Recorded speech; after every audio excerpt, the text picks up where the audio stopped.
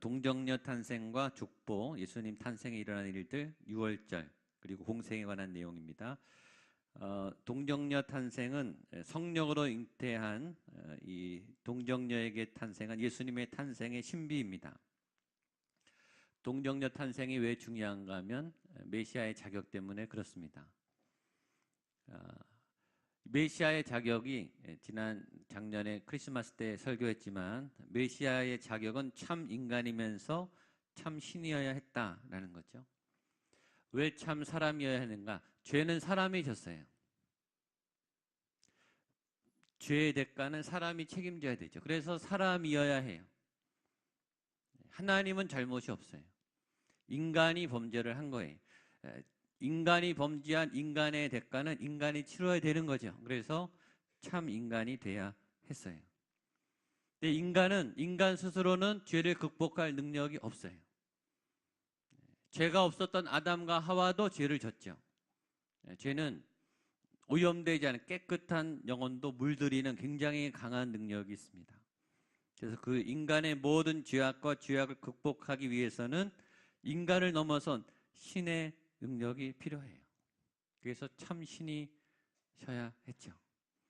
그래서 그 참 신이면서 참 인간의 자격을 가진 조건의 메시아가 어떻게 탄생돼야 되는가? 그것이 처녀의 몸에 성령님으로 잉태된 그런 동정녀 잉태 사건으로 시작됐다. 이것이 하나님의 계획이라는 거죠. 성경이 성령으로 잉태한 것을 그래서 강조하고 있는 것입니다. 두 번째, 우리가 알고 있는, 할 수 있는 질문은 예수님은 정말 12월 25일에 태어나셨는가?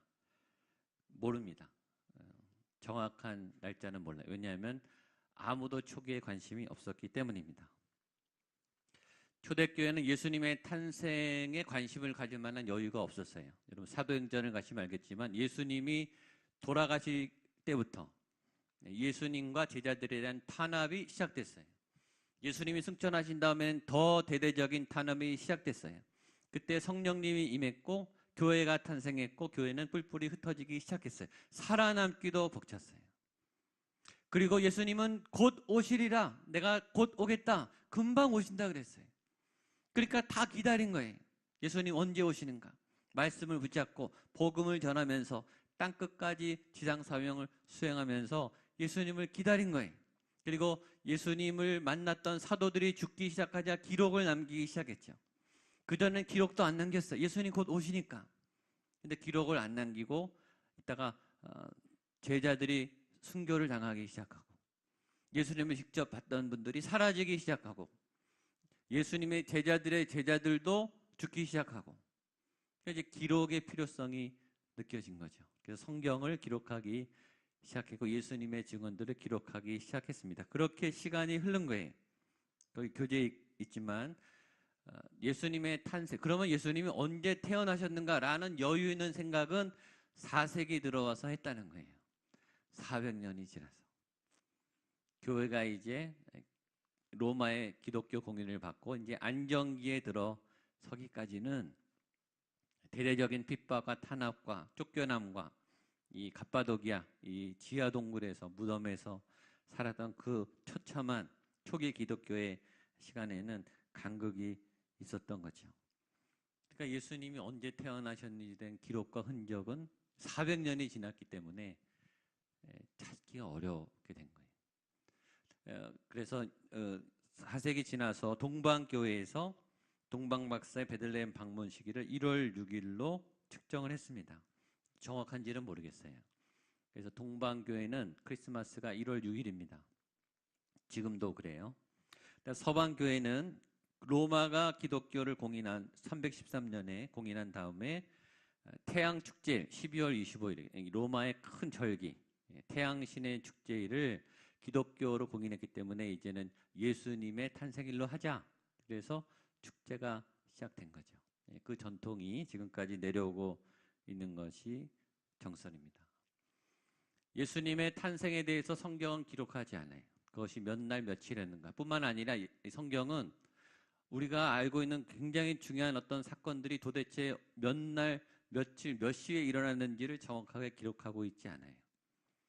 성경이 기록하고 있지 않기 때문에 그 날짜를 정확하게 아는 것은 큰 의미가 그렇게 있지는 알면 좋겠죠. 알면 좋지만 알려지지 않았기 때문에 감추어진 비밀로 신비로 알고 계시고 그냥 25일로 지키시면 될 것 같습니다. 성탄이라고 하는 크리스마스의 의미는 크라이스트와 미사, 마스의 합성어입니다. 그래서 크라이스트, 미사, 그리스도를 예배한다. 그리스도라는 말 자체가 메시아, 구원자라는 뜻입니다. 크라이스트, 미사, 구원자, 메시아를 예배한다.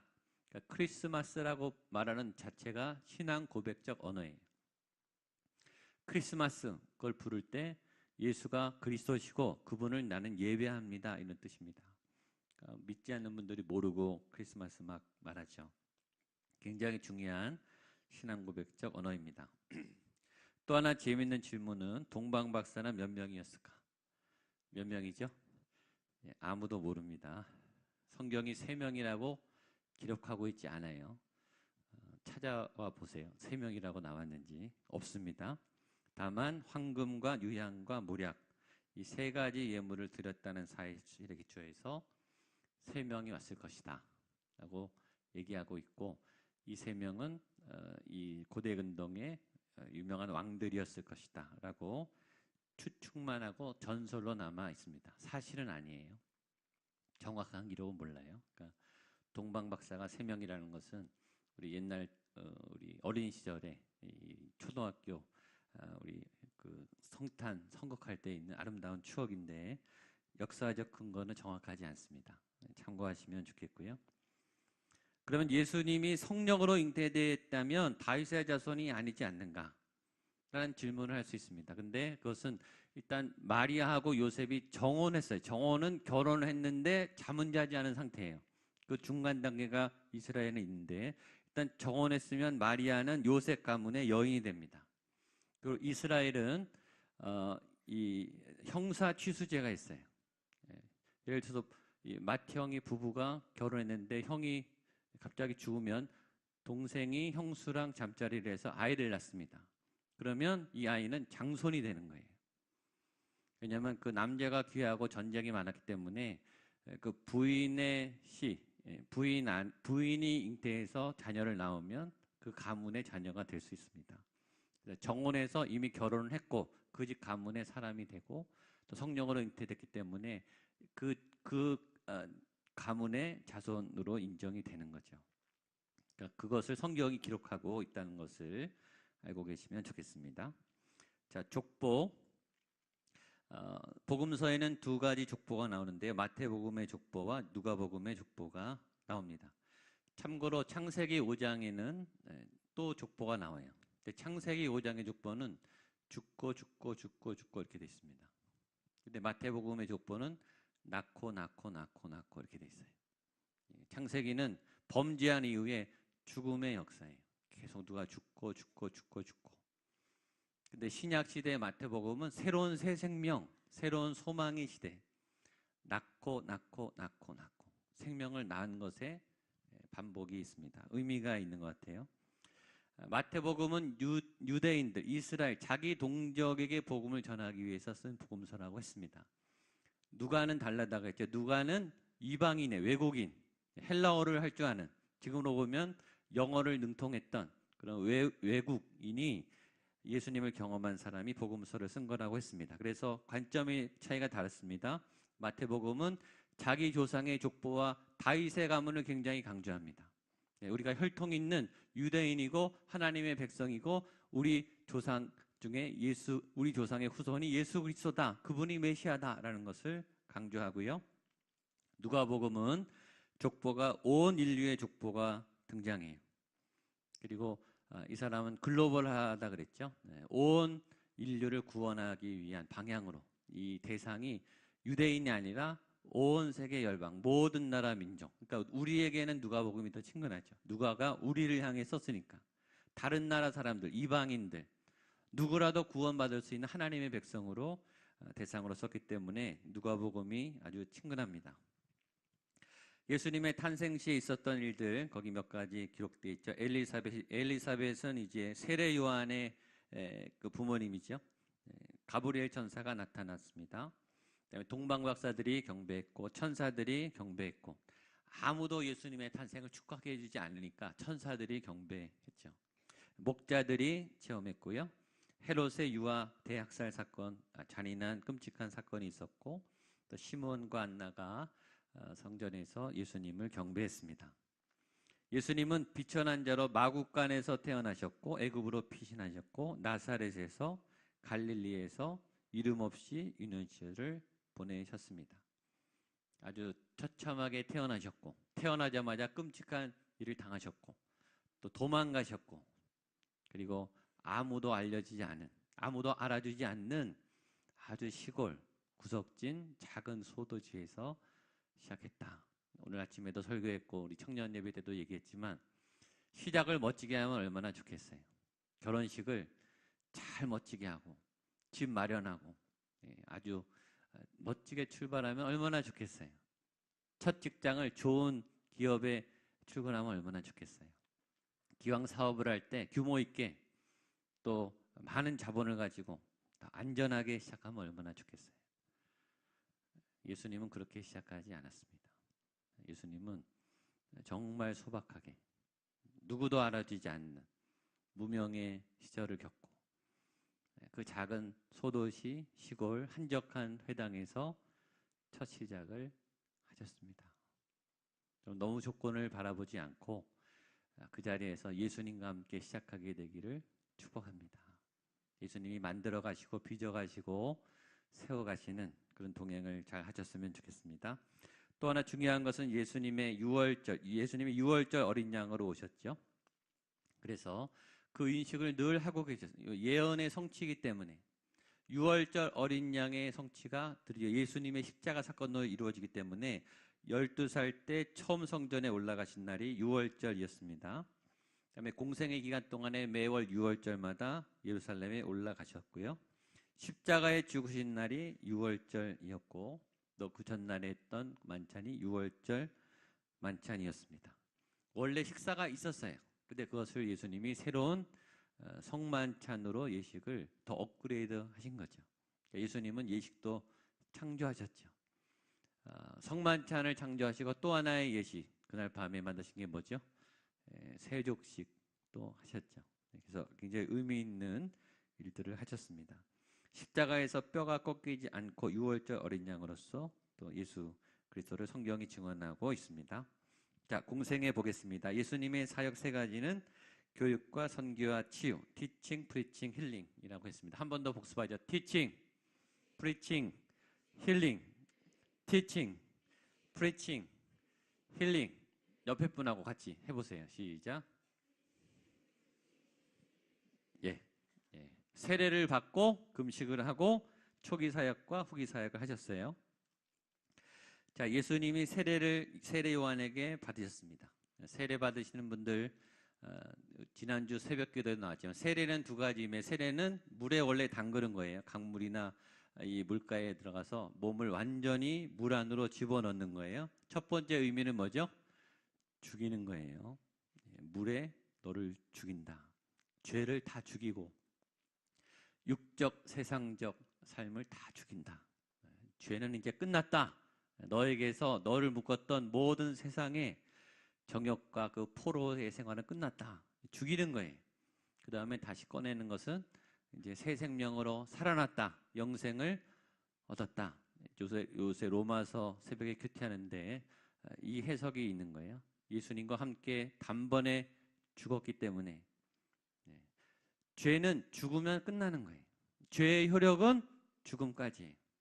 우리가 세례를 받았다면 죄는 이미 끝났다는 거예요. 더 이상 죄의 지배를 받지 않고 한 번에 예수님이 단번에 죽은 것처럼 세례는 그리스도와 연합하는 사건입니다. 예수님이 십자가에 죽으셨을 때 우리가 같이 우리의 죄를 거기다 묻었던 거예요. 세례할 때 이 물에 빠지는 것은 예수님의 십자가와 함께 나도 같이 죽은 거예요. 세례 받으신 분들 이미 죽으신 분들입니다. 옆에 분에게 이미 죽으셨습니다. 그 말은 뭐냐면 죄가 더 이상 주관할 수 없다는 거예요. 아멘. 이론상 그래요. 지금 그런 몸이 된 거예요. 세례받은 분들은. 그 다음에 예수님의 부활 생명으로 살아난 거예요. 그래서 죽어도 삽니다. 살아서 믿으면 죽지 않습니다. 죄를 이길 힘이 여러분 안에 있습니다. 있어요. 한번 내뱉으면 또 거짓말 될까 봐 자신 없으셔서. 죄를 이길 힘이 여러분에게 있습니다. 옆에 분에게 당신에게 있습니다. 이길 수 있습니다. 할 수 있습니다. 왜 그런데 못 이긴다고요? 안 써봐서 못하는 거예요. 안 써봐서. 자꾸 졌기 때문에 이 습관 때문에 못하는 거예요. 이때까지 졌거든요. 그러니까 또 질 것 같아요. 그러니까 힘이 있는데 안 쓴 거예요. 쓰십시오. 그럼 예수님은 왜 세례를 받으셨나? 세례 안 받으셔도 되죠. 죄가 없는데. 첫 번째 해석은 인간의 본을 보이기 위해서. 인간의 모델이죠. 누구나 이렇게 세례를 받아야 된다. 우리의 삶의 본을 보이기 위해서 누구든지 그리스도 앞에 오기 전에 세례를 받아야 된다. 이 죽음의 강을 건너서 한번 죽어야 된다. 세례를 받는 거죠. 두 번째는 세례 요한과의 바톤 터치예요. 세례 요한의 안수를 통해서 세례 요한의 주의 길을 예배하는 사역이 이제 예수님으로 넘어가서 예수님의 본격적인 사역이 시작되는 거죠. 인수인계를 받은 거죠. 예수님이 본격적으로 사역하게 되십니다. 거기 중요한 물 세례와 성령 세례에 대해서 나와 있습니다. 우리 메시지 테라피 할 때 제가 설명하는데 짧게만 설명했습니다. 세례 요한이 말했어요. 나는 물로 세례를 주지만 내 뒤에 오는 이는 성령으로 세례를 준다. 성령 세례가 있습니까? 없습니까?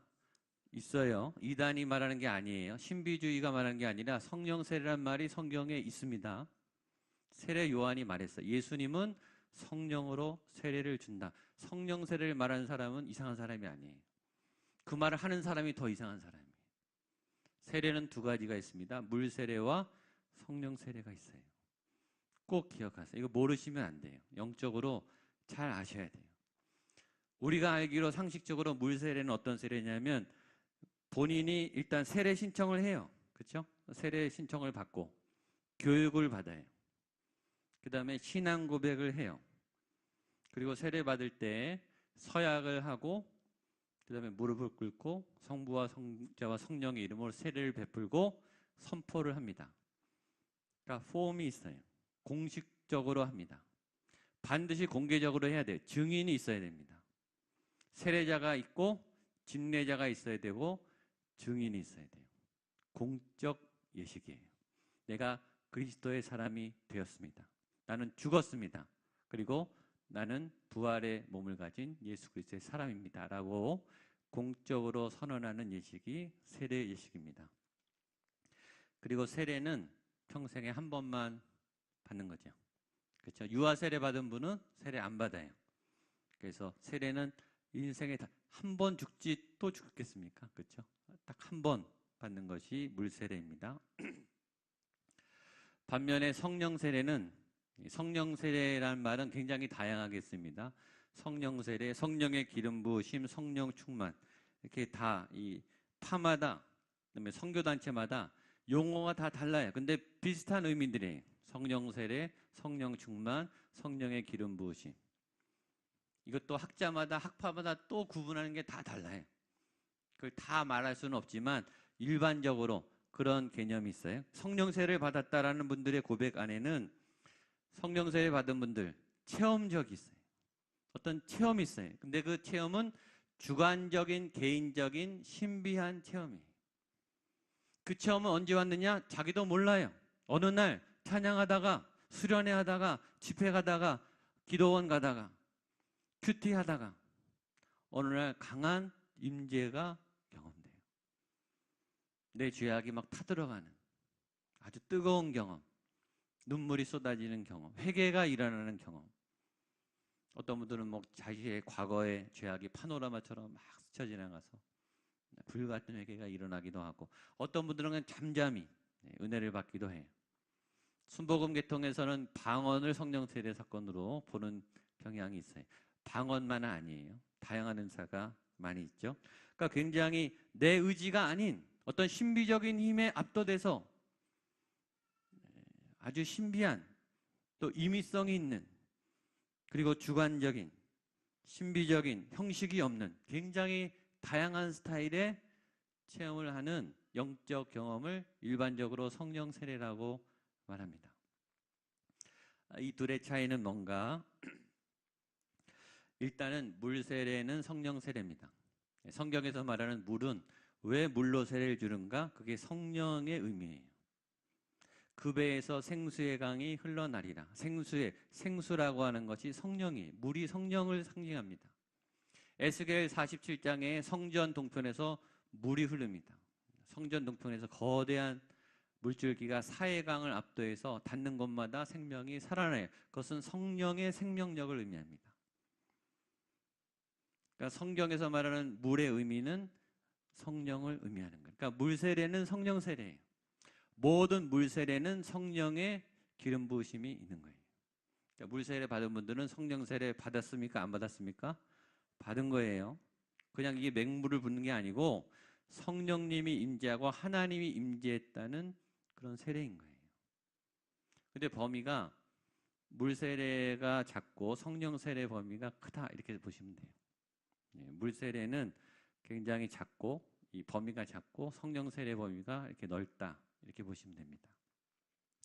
제일 좋은 비유는 결혼과 사랑으로 보시면 돼요. 물 세례를 결혼으로 보시면 돼요. 성령 세례를 사랑으로 보시면 돼요. 어느 날 남자 여자가 갑자기 만나서 결혼하지 않아요. 일단 만나서 사랑을 해야 돼요. 우리가 갑자기 예수님을 믿는 게 아니라 성령님이 우리에게 예수를 주로 고백하게 해서 내가 예수님을 믿는 거예요. 우리가 교회에 왜 나왔는가? 성령님이 인도해서 여기 나온 거예요. 예수님이 아니고는 성령님이 아니고는 예수님을 주라 할 수 없다 했습니다. 교회에 나오는 분들 예수님이 나의 구세주이십니다 라고 고백하는 분들 안에는 이미 성령님이 계신 거예요. 맞습니까? 처음 듣는 것처럼 저를 쳐다보셔서 제가 당황스럽습니다. 사랑이 있고 그 다음에 결혼을 하듯이 성령님이 일단 우리의 영혼을 만져서 믿음이 생기고 구원을 받고 그 다음에 세례 신청을 하는 거 아니에요. 그렇죠? 그래서 이 물세례는 공식적으로 만인 앞에 공개적으로 내가 예수님과 결혼했습니다. 내가 예수님의 사람입니다. 라는 것을 공개적으로 표하는 예식이에요.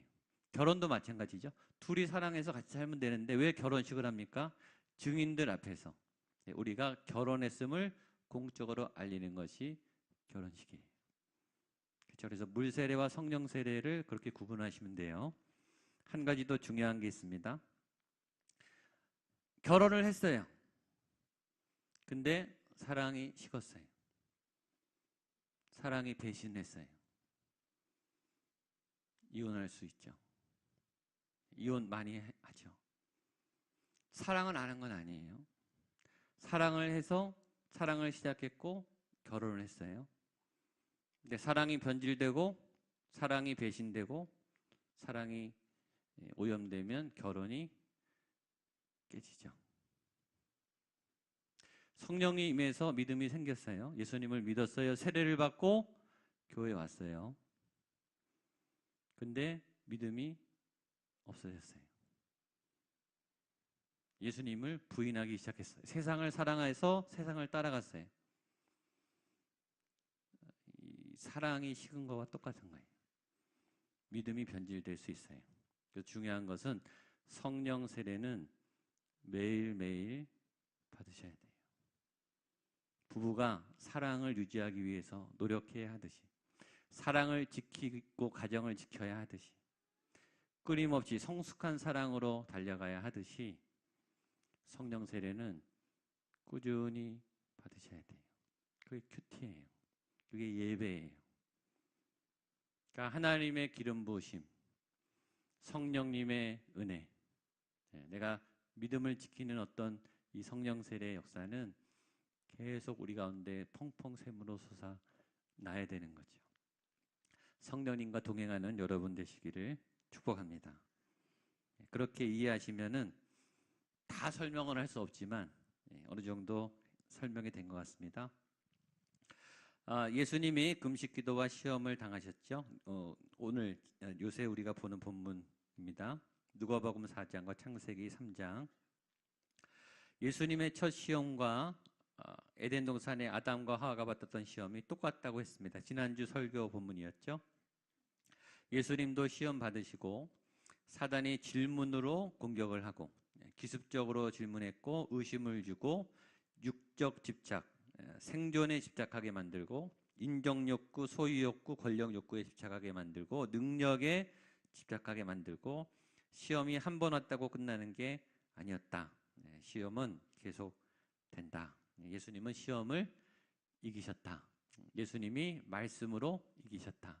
그럼 우리도 말씀으로 물리칠 수 있다. 우리도 시험을 이길 수 있다. 예수님이 알려준 겁니다. 예수님의 초기 사역, 티칭, 프리칭, 힐링. 예수님의 초기 사역은 갈릴리 인근 지역에서 시작했어요. 오늘 설교에서 말했지만 그 총돈내 갈릴리가 예수님이 시작하셨는데 글로 사람이 몰려가기 시작해요. 예수님이 회당에서 말씀을 선포하시고 다음 주부터 이제 설교를 시작하시는데 이 설교가 어마어마한 설교가 나오는 거예요. 여러분, 예수님이 설교하시는데 얼마나 감동적이겠어요. 옆에서 구경만 해봤으면 좋겠어요. 저도. 예수님이 직접 하는 설교는 얼마나 대단했겠어요. 영적인 사람이 들으면. 그렇죠? 그 목소리, 그 눈빛, 그 톤, 그 메시지의 설득력, 거의 성경에 기록된 그 말씀의 권세가 달랐다 그랬습니다. 다른 사람들도 설교를 해요. 말씀을 강론하고 말씀을 읽어요. 예수님하고 너무 차이가 나는 거예요. 예수님이 불같은 살아있는 생명의 메시지를 막 던지기 시작했습니다. 두 번째, 예수님의 메시지의 또 하나의 특징은 능력이 나타났어요. 말씀대로 그냥 막 이루어지는 거예요. 귀신이 나가고 질병이 치료되고 화해가 일어나고 말하는 즉시 그냥 일어나는 거예요. 말씀대로 이루어지는 거예요. 본 적이 없는 거예요. 이게 소문이요. 막 그러니까 몇만 명씩 몰려다니죠. 그 멋진 구경을 왜 안 하겠어요? 그렇죠? 지금이라도 왜 안 보고 싶겠어요? 사람들이 갈릴리로 막 몰려가기 시작했습니다. 그리고 초기 때 제자를 뽑으셨죠. 제자들을 훈련시키기 시작했습니다. 12명을 뽑았다고 했습니다. 예수님이 직접 가서 맞춤으로 선택했어요.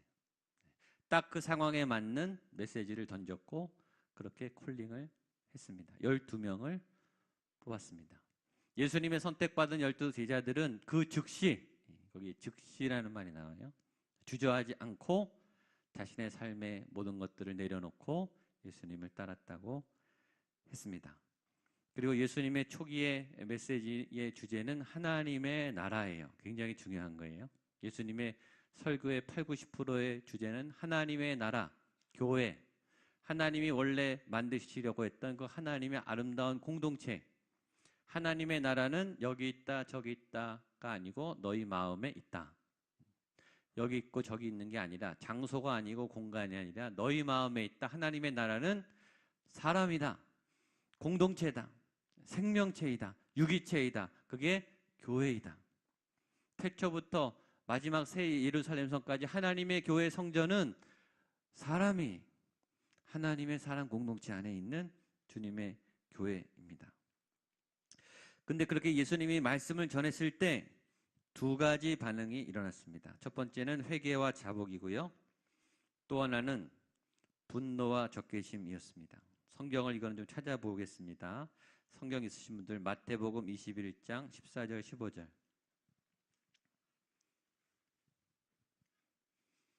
성경 있으신 분들 없으면 옆에 같이 좀 빌려주십시오. 마태복음 21장 14절 15절.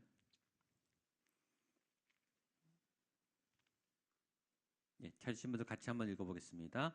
맹인과 저는 자들이 성전에서 예수께 나옴에 고쳐주시니 대제사장들과 서기관들이 예수께서 하시는 이상한 일과 또 성전에서 소리질러 호산나 다윗의 자손이야 하는 어린이들을 보고 놓아요. 많은 분들은 회개와 자복을 하고 예수님을 메시아로 영접하고 따라다녔어요. 대부분은요. 그러나 대제사장과 서기관, 예수님을 잘 믿는 영적 리더들은 어떻게 했냐면 화를 냈다 이렇게 되어 있습니다. 또 하나 요한복음 11장 한번 찾아보시죠. 요한복음 11장은 굉장히 중요한 장인데 혹시 아시는 분 계시나요? 나사로의 부활장입니다. 나사로의 부활장이 왜 중요한가? 부활에 대한 첫 예고예요. 그래서 중요한 거예요. 나사로가 살아났듯이 저와 여러분도 살아나는 거예요. 그래서 중요한 겁니다. 이 놀라운 죽은 사람을 살리신 이 초자연적인 기적 다음에 반응이에요. 요한복음 11장 45절 46절 보겠습니다. 시작. 마리아에게 와서 예수께서 하신 일을 본 많은 유대인이 그를 믿었으나 그중 어떤 자는 바리새인들에게 가서 예수께서 하신 일을 알리리라. 53절 보겠습니다. 53절 시작. 이날부터는 그들이 예수를 죽이려고 모의하니라. 이 나사로의 부활 사건이 예수님을 죽이게 된 결정적인 사건이 된 거예요. 더 이상 예수를 놔두면 안 되겠다. 죽이자. 그게 그 놀라운 기적 다음이에요. 그 불같은 생명의 말씀을 전하고 죽은 사람이 살아나는 그 기적을 보고 아, 예수님 우리 살려주십시오. 예수님 가르쳐 주십시오. 그게 아니라 저 예수를 이제 없애야 되겠다. 은혜가 있는 곳에 공격도 같이 옵니다. 여러분들이 믿음을 회복하는 그 자리에 여러분들이 하나님의 일을 열심히 하잖아요. 그러면 많은 분들은 칭찬하고 감동하죠. 몇 사람은 여러분들을 죽이려고 그래요. 여러분들이 사역 잘하는 걸 미워해요. 여러분들이 은혜 받는 거를 시기해요. 반드시 있습니다. 기억하세요. 사도행전 5장에 바울과 실라가 귀신 들린 계집종을 고쳐줍니다. 근데 주인들이 고발해요. 매를 맞고 옥에 들어갑니다. 죽다 살아나요. 귀신 들려서 고생하는 한 불쌍한 여자아이, 여러분의 딸이라고 생각해 보세요. 얼마나 고마운 사건입니까? 한 여자아이가 살아나서 귀신 들림에서 비극적인 삶에서 살아났어요. 얼마나 기쁜 일이에요. 근데 바울과 실라는 얻어 터지고 감옥에 갇혔어요. 그럼 하나님의 일에는 이런 대가가 와요. 알고 오셨죠? 믿음이 좋아질 때는 공격이 세집니다. 특별히 그 믿음이 진리일 때, 진짜 믿음일 때 공격이 세게 옵니다. 전 여러분들이 그럼에도 믿음을 지켜내시기를 축복합니다. 예상하셔야 돼요. 여러분이 잘 믿기 시작하면, 제대로 믿기 시작하면, 본격적으로 믿기 시작하면 제일 가까운 사람들부터 공격하기 시작해요. 그만 좀 믿어라. 그만 좀 교회 가라. 너 없으면 교회가 안 되냐. 하여튼 방해가 시작돼요. 교회가 도피처는 아니에요. 책임을 회피하고 교회 와서 은혜 받으시면 안 돼요. 할 걸 다 하셔야 돼요. 회피의 수단으로 은혜를 이용하시면 안 돼요. 그건 잘못입니다. 그러나 하나님의 부르심 앞에 하나님의 거룩한 사명을 할 때 오는 공격과 반대는 여러분 감당하셔야 됩니다. 예수님도 그렇게 하셨고 많은 사도들도 그렇게 하셨습니다. 후기 사역을 보겠습니다. 후기 사역은 정확하진 않지만 후기 사역을 언제로 보냐면 예수님이 12제자를 파송하세요. 70인을 파송하세요. 이제 훈련이 다 됐기 때문에 실전 현장을 이제 보게 하는 거죠. 그걸 후기 사역 초기로 보고 있습니다. 그리고 후기 사역에 들어가면서 예수님이 십자가를 예고하기 시작하십니다. 마태복음 16장 16절이죠. 베드로의 믿음이 반석에 쓴 줄 알고 아 이제 됐구나. 아 얘네들이 준비됐구나. 십자가에 대해서 얘기해도 이제 괜찮겠구나. 그리고 십자가를 얘기하자마자 베드로가 또 이렇게 나서서 조금 어려웠었죠. 그러나 그때부터 예수님이 3번에 걸쳐서 십자가를 기회 있을 때마다 믿음이 좋을 때, 제자들이 확고할 때 흔들리지 않는, 그때 십자가는 아무도 이해하지 못했어요. 누구도. 베드로도 이해 못했잖아요. 그렇죠? 성령에 대해서는 전혀 감각이 없어요. 아무런 개념이 없는 그 초기에 예수님이 드디어 십자가에 대한 비밀, 그때까지 아무도 몰랐죠. 사단도 몰라요. 이 비밀은 이 하나님의 기가 막힌 역설이잖아요. 그렇죠? 이 히든 카드입니다. 그걸 이제 비밀을 풀어내기 시작했습니다. 예수님의 2가지 비전은 십자가와 교회라고 했습니다. 지난주에 예수님이 집중한 몇 가지 얘기 드렸죠. 첫 번째 12명 제자에게 집중했고, 2번째 십자가에 집중하셨고, 3번째 교회에 집중하셨고, 4번째 성령님을 기회가 있을 때마다 소개해 주셨고, 5번째 말씀에 하나님의 나라를 얘기하셨습니다. 예수님의 중요한 5가지는 꼭 기억하시면 좋겠습니다. 그리고 마지막 예수님의 공생의 3년의 평가는 다 이루었다. 예수님은 책임감이 강하세요. 반드시 해내세요. 그리고 반드시 이기십니다. 예수님과 함께 있으면 이기게 됩니다. 그분은 다 이루셨어요. 이미 이루어내셨습니다. 그 예수님의 승리를 이제 간직하고 또 누리고 사용하고 이겨내는 그런 믿음의 백성들로 한 주간 또 살아가게 되기를 축복합니다. 찬양하고 기도하겠습니다. 자리에 일어나셔서 우리 주의 집에 영광이 가득해 주 나를 구원했네 영광 돌리세 힘차게 우리 찬양하겠습니다.